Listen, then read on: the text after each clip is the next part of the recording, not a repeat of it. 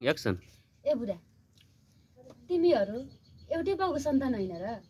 अनि एउटै बाउको सम्पत्ति खाएको होइन र आएर कहिले पुइले चामल माग्न आउँछ, पैसा माग्न आउँछ, अनि छोरी चाहिँले खाएको ठुलो ठुलो हेर्न आउँछ।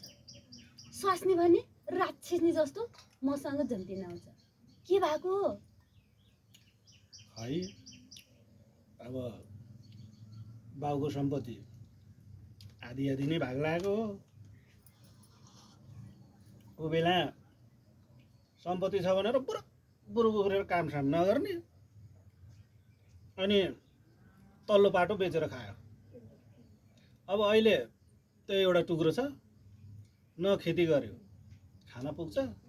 अब बुढो पनि भयो, अब काम पनि गर्न सक्दैन, अनि माग्दैन हिँडेर के गरोस्?